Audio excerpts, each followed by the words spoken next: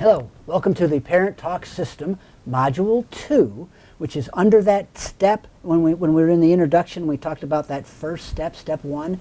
You're going to have eliminating unwanted behaviors. We're going to start today with Module 2, and that's going to be about the 1 minute behavior modifier and the power of 1.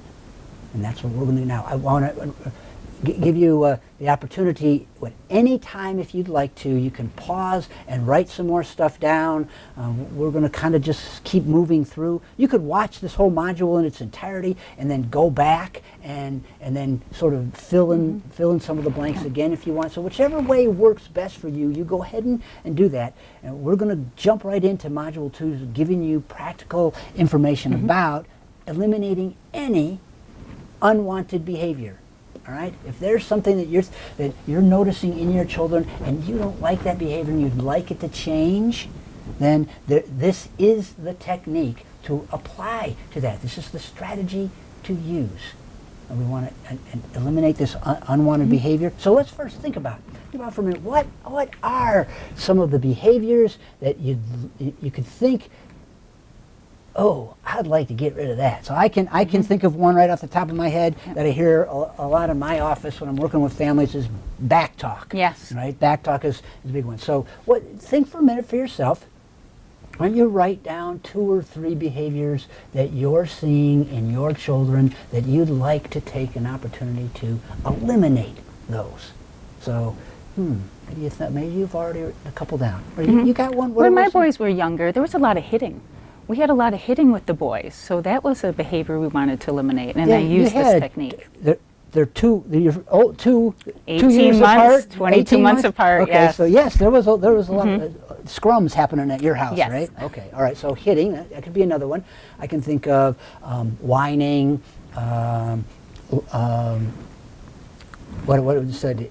Ignoring. Yeah. Rolling their eyes, talk to the hand. If you're dealing with a teenager again, right? Okay. It could be grabbing handfuls of cookies out of the cookie jar. Right? Here's something to keep in mind as you're thinking about these behaviors. This is where parents get caught. Is they start with making it an inference. They talk about rude or disrespectful. And yes, there are a lot of things I could think of that are rude and disrespectful, but what is the specific behavior? So that's what you want to nail this down to. What specifically is it, so that then you can see then on the bottom of page 4, there's a difference between an inference and a specific behavior. So there's a lot of things that are rude, but if you want to talk about a put down, right, then keep it that way. Or mean, that's hitting. Right? Okay. Selfish is grabbing handfuls of cookies. Remember, there's conceited. And a lot of people say they're spoiled, but really they're just demanding things. So we want to make sure with this piece we're specific, and we want to separate the deed from the doer. We want to address the behavior and not label the person. So this is a great T-chart at the bottom for you to kind of see the difference between what we're talking about. And this is another thing that you can email me and say, hey, Katrina, can you check this page? Because I want to make sure that I'm not attacking the person. I want to address the behavior. We don't want to attack character. I remember doing this specific one many years ago with my son, my oldest, Reese. We would just be talking. We'd be sitting around talking and just sitting, chatting with each other. And this is what he would do in the middle of me talking. It's not like I go on and on and on about stuff. So he would just do this. And he'd walk out of the room. And we gave that a name. And I'm thinking, what do you call that? We got it. Early exit. Yes. I love that Early exiting the conversation. So it doesn't have to be exactly one word. It could be a little mini phrase. And so that's early exiting the conversation. Teenagers. Yeah. Yes. Was that disrespectful? Sure. But there are a lot of things that are disrespectful. So if you just say that, oh, that's disrespectful. It doesn't build an image in the mind of your child as to what are we really dealing with here. So let's make sure that you're writing down specific behaviors that you want to eliminate, not inferences, but specific behaviors, and speak to the behavior.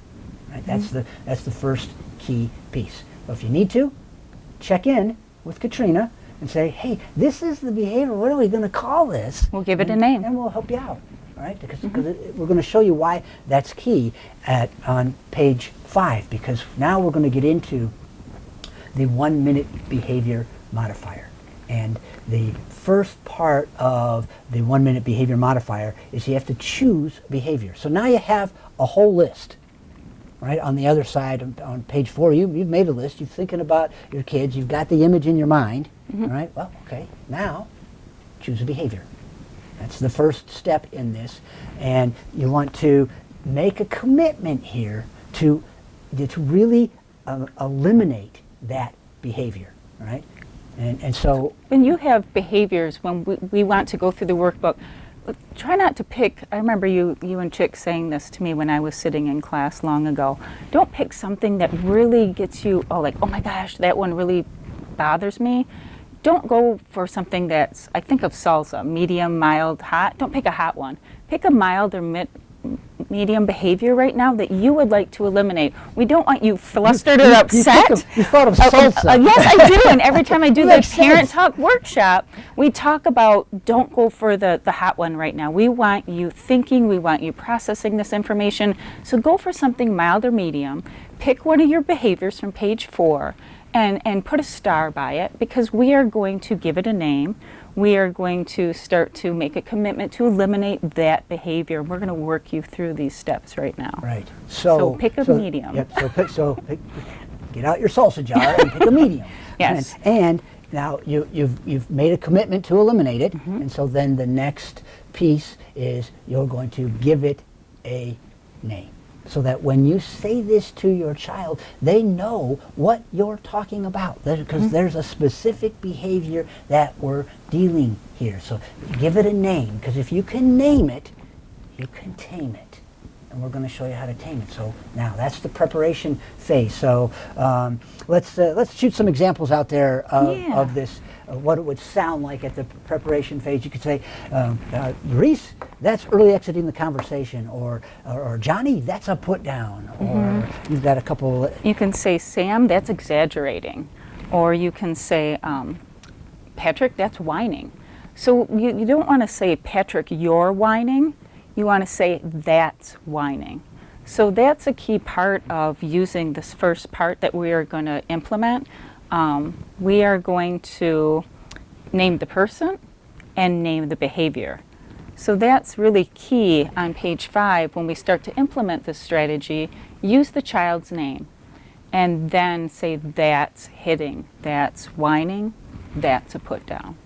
That right there separates the deed from the doer, and like we said before, we're not attacking the person, we're addressing the behavior.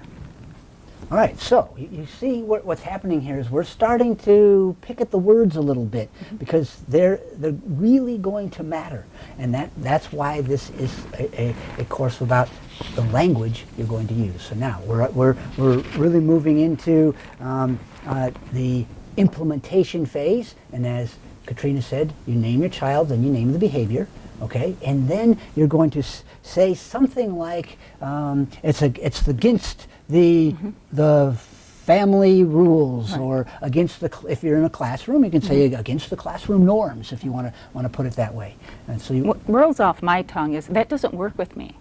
I can say that in the home, I can say that in the classroom. So either you say, that's against the classroom rule, or that's against what happened in our family meeting last week, or you can say, that doesn't work with me. So we have some choices here, A or B, and number 2, when you go through the implementation stage in your workbook. So pick one that fits you. It'll roll off your tongue, because this 1 minute modifier has 4 parts. And so right now we're taking each part specifically and kind of going over what that sounds like. Yeah. You might want to pick which one sort of fits the, I wouldn't, for whining, that doesn't work with me. I wouldn't say whining is against the family rules. I mean, it doesn't quite fit, so you might want to pick one that sort of fits the behavior you're talking about. And what we're really doing here is we're just setting this up. We're setting up the behavior that we're addressing, and we're going to move into having a reason. It's important that we get to the step is that doesn't work with me, and then we have to answer the question, well, why? Why doesn't it work with you? Because? Yeah, we got to say because. Now, there's an important piece here to know. There is research around the word because, and we want. If you just look back at some of the history of because, it was one of those words that I came across when I was doing. I had a book I wanted to. Okay, let's do some marketing for our next book coming out, and look at. And the word because came up in the top 10 most important or most influential words, and so there's some research on it that because it evokes or draws people into making or wanting to make a response to that. All right, so what is it? This college student did some research. She went to the library. Oh, the medical student. Yes. Yes, I love Yes. that story. So the medical student, a researcher asked a medical student to take a big pile of files, and there was a line for the copy machine, and she was supposed to make copies of all these medical files. And the researcher told the college student, see that long line to the copy machine? Go ask if you can cut in line. And so she went up and asked if she could cut in line, and what do you think percentages of people that let her cut in line when she just asked, can I cut in line? What do you think the percentage is, Tom? 50, 60%? How many people let her cut in line? People are usually pretty. So it was about 60%. It was. To cut in line. 60%. So she got in line, 60% of the people let her cut in line, and then she went back to the researcher and they set this up again the next day, big pile of medical files. She was instructed by the researcher to try to cut in line again, but this time she used a because statement and gave a reason. Can I cut in line because Dr. Brown has surgery in the morning? And she put a because statement in her reason for trying to cut in line. What do you think the percentage was? Way up there to 93. Yeah, 93% of the people let her cut in line with that because statement. It has research, it has power, and it works, and it's a great step in the 1 minute modifier. So this is where we're going to tee up the because statement.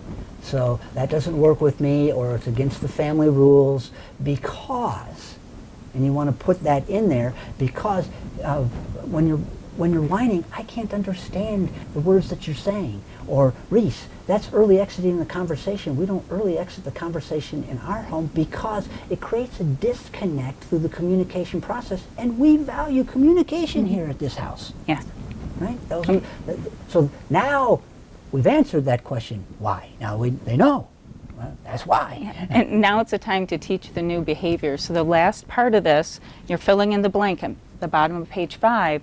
The next part we're going to do is teach the new behavior. What should they be doing? What do you want them to do? So if not that, if not whining, if not hitting, if not kicking, if not grabbing handfuls of cookies, what should they be doing? Yes, that's what you put in at the end. Now, there's something important for you to notice here. Did you notice that up to this point, we have not said, stop? We didn't tell them, stop doing that. You know, stop getting up and walking out on me in the middle of me saying something really cool. Right. No, well, all right, maybe it wasn't really cool, but we're not saying stop here. It's this parenting strategy is about getting the behavior aware, getting them aware of what they're doing and the effect that choice of what they're doing has on the family or on our relationship or on the community in which we live or on our classmates. That you're becoming aware. And then we're going to tell them, here's what you can do. Instead, we're going to do a teaching piece, because if you want a behavior, you got to teach a behavior. You better write that down somewhere because you're probably going to hear it over and over again. That's a good one.